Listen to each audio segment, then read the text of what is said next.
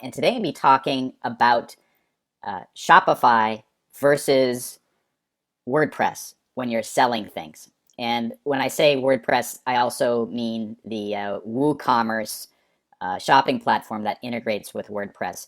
And I use both WordPress and Shopify to sell things. For WordPress, this is my WordPress site for In 30 Minutes. This is a brand that I own. It's basically a book brand. And then I have Easy Genie, which is Shopify. And this is a brand of basically stuff related to genealogy as well as to pets.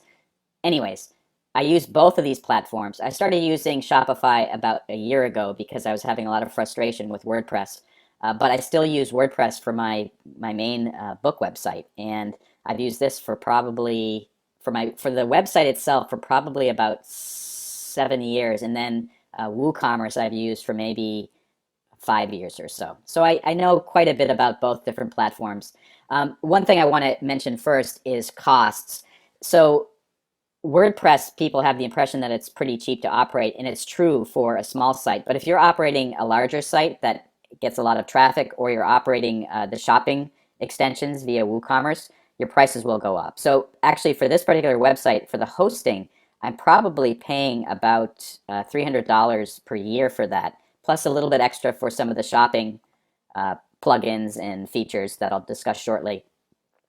And then for Shopify, there's a bunch of different plans. I'm paying a similar amount for this every year, and that includes basic features as well as the hosting too. So on the cost basis, they are about the same, but where they're really different is features, and let's talk about that right now. So basically, here's my let's start with WordPress. Here is my WordPress shop. You can, if you like a book, you can add it to the cart.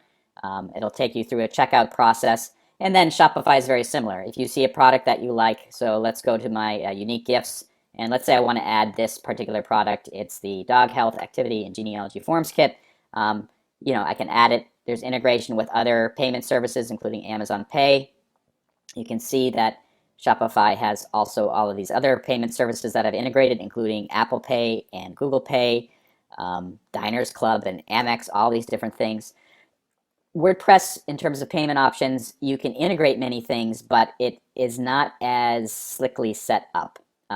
Basically, to integrate things, you have to do a lot of offsite work that is activating, let's say it's Amazon Pay or Square or Stripe, and then there's some process in the administrative area of WordPress where you can start to add them. But I found that Shopify is integrated a bit more slickly. And actually, let's go back. So let's talk about payments for a second. So here's my Shopify website. If I wanted to add different payment settings, basically click on Settings, Payment Providers, and then you could quickly start to manage different things like PayPal, Amazon Pay, add third-party providers, alternative payment methods, and it's really well integrated. Shopify worked with these different services to make it a snap to really integrate them quickly if you've already set it up properly. So of course, to set up PayPal, you'll need a PayPal account to do that. But once you have that set up, Shopify makes it super easy to get it up and running. I found that for WooCommerce, the settings, for instance, for payments, so basically this is the WordPress interface. WooCommerce, you have to install that, then go to Settings, Payments,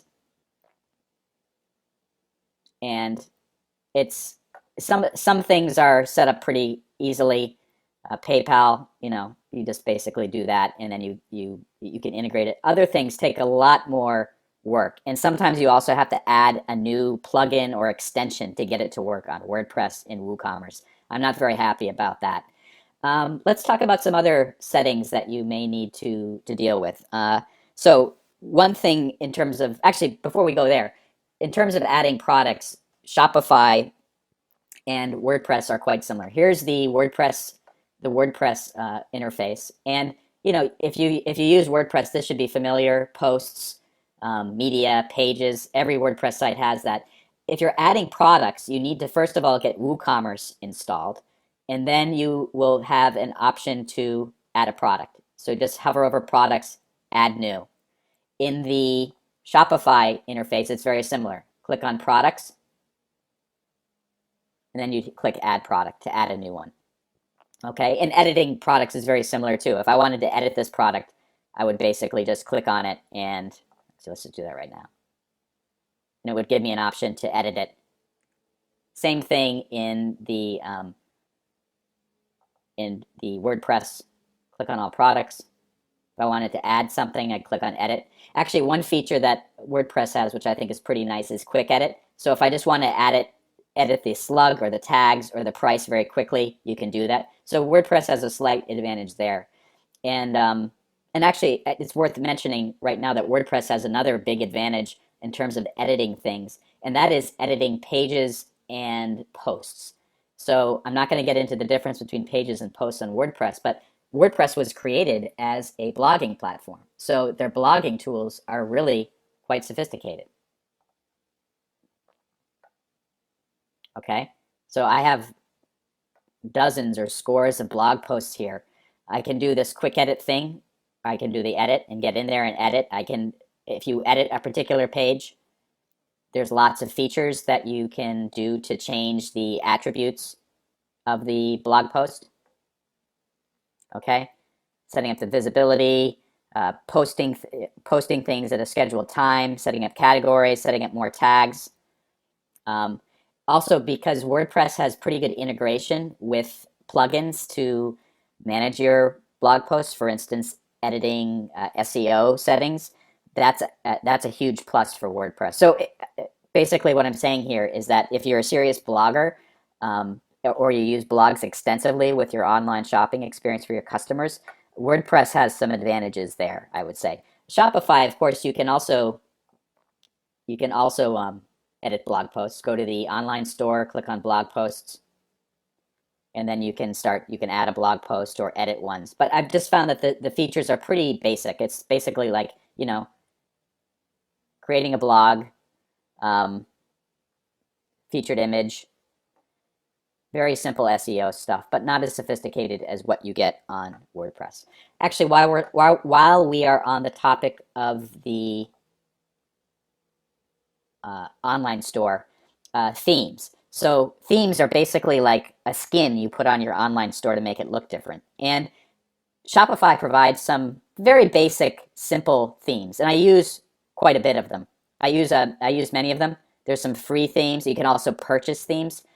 WordPress also has themes for its stores, but basically the appearance of the store is not set at the store level. It's actually set at the appearance level themes. Okay, and as you know, for WordPress has some pretty spectacular looking themes just for free. Like even the basic stuff, you can integrate that. If you're using a store, however, that's a little bit different, the way that the store will look. So you have to kind of consider, does it really match what the particular store is? And that will really maybe be changed quite a bit. Okay. So anyways, let's continue.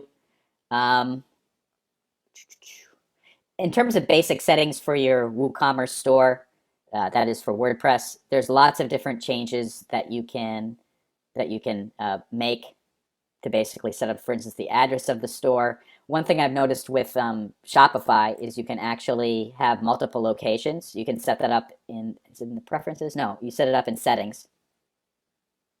And then you can change the locations, manage the places you stock inventory, fulfill orders, and sell products. On the basic version of WooCommerce, I don't believe you have that particular option. What else is available there? I have a list right here. Let's read it. Oh yeah. So for plugins, and extensions, I've mentioned that WordPress has a pretty extensive library of plugins and extensions to do things on your site. Like, for instance, I mentioned SEO for your website, some very good extensions, and also security. For Shopify, a lot of that stuff is already kind of built in. I don't need to get an extension, for instance, to create a packing slip on my Shopify store. It's like that's already built into every time I fulfill an order, Shopify makes the packing slip available for, it's like part of the stock service. I found out that for WooCommerce, I actually had to download a separate plugin or extension to make uh, the packing slip available. I don't even remember where it is right now, but it's a separate thing that I had to download for basic shopping stuff, and I didn't really care for that. And then also, one thing that I don't like when I come to WooCommerce is like connect Jetpack to activate WooCommerce services. And now I'm not going to get into what Jetpack does, but basically it's like another thing, kind of like a computational engine or package of features for WordPress sites, not just the shopping part of it, but other aspects of your WordPress site, including analytics. The problem with Jetpack is that it's big and it slows your site down. It causes more stuff to load. And they're asking you to download, install Jetpack, and connect this thing to get it working. But I found that that's something I don't want to do for my WordPress site. I want to keep my WordPress site as light as possible. But the problem here is that if I don't download this, I won't be able to have access to like automated tax calculation and shipping label printing. So you need to have Jetpack or another extension to do shipping label printing. Compare that to Shopify. Shipping labels are built right in. You can set up shipping zones, and it's integrated with the UPS and US Postal Service and DHL and all these other shipping services right out of the box for Shopify. For WordPress, it's not. And because I'm not installing Jetpack or not installing a separate paid plugin or extension, what I have to do when somebody orders something on my WordPress site, I actually have to go to paypal.com/shipping to create the shipping label. And it's really quite a pain in the butt. It adds a lot of extra steps to what I'm doing. So I'm not really happy with that. One other thing if you're using WordPress, you need to manually update the plugins and the WordPress features and your themes. And that can be a pain in the neck, even if you're using Jetpack, which is supposed to automate some of that. There's other plugins that automate it as well. But like, look at this. Your theme, Salient Child theme for In 30 Minutes main site, contains outdated copies of some WooCommerce template files. So, even though I've tried to automate some of this stuff, I have to update my template every once in a while, manually update it. It's a paid template. I have to update that myself. Whereas Shopify, all that, I've never had to update anything on Shopify in the more than the 1 year that I've been using it. So Shopify definitely wins on that particular thing. One other great thing about Shopify is marketing integration. And if you've used like Google Ads or Facebook Ads to promote your WordPress site, you probably know how much of a pain it is to get that set up. It's not something you can do out of the box with the WooCommerce platform. You have to get special plugins or create like special pixels on your website or do a lot of messing around with Google Ads to create campaigns. One time I remember I created a campaign for some of the stuff on this website. I had to create something called a feed in Google Sheets for the Google Merchant account. It was just a huge pain in the neck. For Shopify, they've been really good about just automatically setting up this stuff. So you can create Google campaigns. I've already created one, and basically it integrates with my Google Ads account, and it was really, really easy to set up. I really enjoyed that. And they also have something for Facebook as well. The Facebook integration, Facebook advertising integration, I haven't been as impressed with that because the pricing is not transparent. But in terms of ease of setting it up, Shopify is much, much better in terms of integrating those third-party services or setting up automated campaigns, setting up like even stuff like abandoned carts. Shopify has a way that it will basically automatically send people with abandoned carts an email if they don't continue their shopping session, which is really, really good. WordPress and WooCommerce, if I want to set up those things, there's a lot of manual process involved, and you have to keep the plugins updated, and it's kind of a bit of a mess. So Shopify wins there too. And then the last thing I'd like to say about WooCommerce and WordPress versus Shopify is the mobile app experiences. Now, I do not have a screenshot of actually, I do have a screenshot of the app. Let's take a look at that. It is in the Videos Master folder. took some screenshots of the Shopify experience. Let's see here. Mobile app, fulfill an order. I'm not going to click on those because it might have some personal information. But let me just say this. For Shopify, they created a mobile app. So if you have a Shopify account, you can download this mobile app to your phone. In the mobile app, it has maybe 60 or 70% of the functions that you can find in the desktop experience, including fulfilling orders, basic analytics. Your Shopify app will show that. But the fulfilling orders, that's a huge thing. I can fulfill an order from, or my employee can fulfill an order from the Shopify app from her phone, which is really great because they don't have to be sitting down at a desktop to print out shipping labels or packing slips or whatever. It just works out of the box and it's fabulous. As far as I know, the stock version of WooCommerce and WordPress does not offer that functionality to process orders. As I explained, even if you're processing an order on the desktop version of WooCommerce, you have to maybe you have to print the label in another service. So you're copying and pasting stuff back and forth. So this is an area where Shopify wins again, hands down. So overall, I'm going to go through everything again. In terms of manually adding products, Shopify and WooCommerce, that's a tie. Plugins that you might need for your website or for the shopping experience. I'd say that Shopify wins for the shipping related features. You don't need to download extra plugins or extensions, but WordPress and WooCommerce, they win for the sheer breadth of plugins and extensions you can get, not just for shopping, but for other things too, like SEO, blogs, photo galleries, all this other stuff. And Shopify still has to catch up a lot in that area. So I'm going to call that one a tie as well. Shopify is always up to date, and all the hosting stuff is already taken care of. WordPress, you have to do either do it manually or set up Jetpack or set up some sort of automation to try to make stuff stay up to date. And there's lots of little steps you have to stay on top of. And like, let's say that you stepped away from your website for a year, the Shopify website would keep on going as long as you're continuing to pay the fee. The WooCommerce WordPress site, I expect that you might have some issues where some critical thing needs to be addressed or something doesn't get updated and it breaks on the website, or you have a problem with your hosting service provider, you have to deal with that. So I'd say Shopify wins for the up-to-date aspect.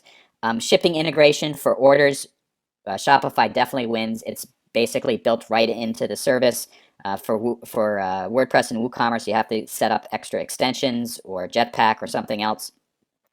I've already mentioned this, but for content, like creating a product, editing a product, adding product page features, WordPress wins hands down. It's just much more detailed. WordPress also wins for blog posts and for pages.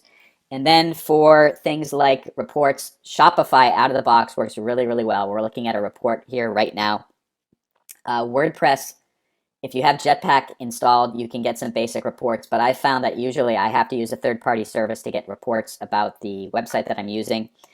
And then for advertising, I said this before, the marketing integration with Shopify is vastly superior in terms of the main platforms that people look at, which is either Google or Facebook. It's really very, very well integrated.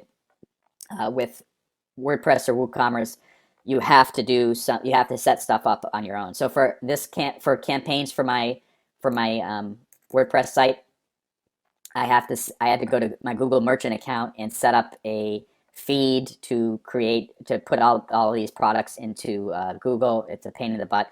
Facebook also takes a long time to deal with. So Shopify has really done a lot of great work to make the integration with the website a lot better for Facebook and for Google at least.